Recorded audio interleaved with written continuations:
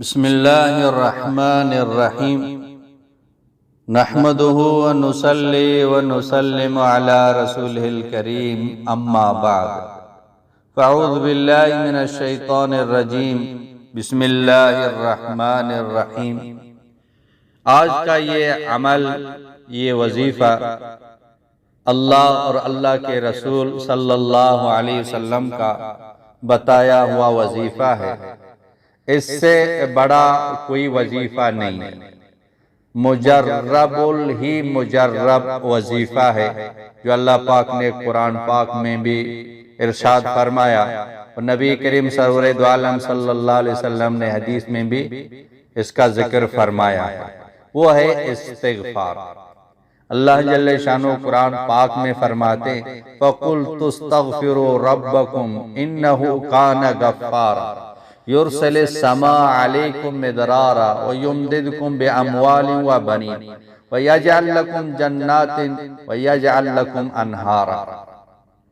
اللہ پاک فرماتے ہیں تم استغفار کرو، وہ تمہارے گناہوں کو معاف کرے گا، اور اس کے فضائل خود اللہ پاک نے بتائے کہ بارش برساؤں گا۔ اب بارش کے کتنے فائدے ہیں ہم خود ہی جانتے ہیں، اور فرمایا کہ اولاد دے دوں گا اور مال دے دوں گا اور باغات دے دوں گا، نہریں چلاؤں گا، دنیا کی ساری ضروریات اس کے اندر وہ آ گئی۔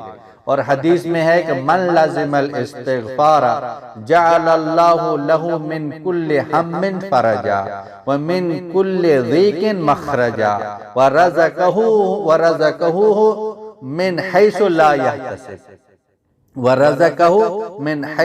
يحتسب۔ جو استغفار کو لازم پکڑے گا، نبی علیہ السلام کا فرمان ہے کہ اللہ پاک اس کو تمام تنگیوں سے اس کے لیے راستہ نکالیں گے، راستہ پیدا کریں گے، تنگیوں سے نکلنے کا راستہ اللہ پاک پیدا فرمائیں گے، اور تمام مصیبتیں، اس کی پریشانیاں اللہ پاک دور فرمائیں گے۔ اور ہمارے لیے سب سے بڑا مسئلہ رزق کا ہے، فرما رزقہ من حیث لا یحتسب، اللہ پاک اس کو ایسی جگہ رزق عطا فرمائیں گے کہ اس کا گمان بھی نہیں ہوگا۔ اس لیے رشتے کا مسئلہ ہے، مقدمے کا مسئلہ ہے، جیل کا مسئلہ ہے، کاروبار کا مسئلہ ہے، رزق کا مسئلہ ہے، بیماری کا مسئلہ ہے، تو ہم استغفار کو لازم پکڑیں، کثرت کے ساتھ استغفار پڑھیں۔ تو اس کی جو کثرت کی جو عادت ہے، میں آپ کو جو عرض کر رہا ہوں اس وظیفے کے بارے میں، کہ آپ اس وظیفے کو اپنا دوست بنا لیں، اپنا معمول بنا لیں، کسی حال میں اس کو نچوڑے پابندی کے ساتھ۔ ایک تو چلتے پھرتے ہم خوب استغفار کریں، لیکن یہ جو عادت میں بتا رہا ہوں اس کو کبھی بھی نہ چھوڑیں، بلا ناغہ کرتے رہیں۔ اب دیکھیں گے انشاءاللہ، کیونکہ اللہ ہی فرما رہے، اللہ کے رسول فرما رہے ہیں وَمَنْ أَصْدَقُ مِنَ اللَّهِ قِيلًا، اللہ سے بڑھ کر کون سچا ہو سکتا ہے، اور نبی سے بڑھ کر کون سچا ہو سکتا ہے۔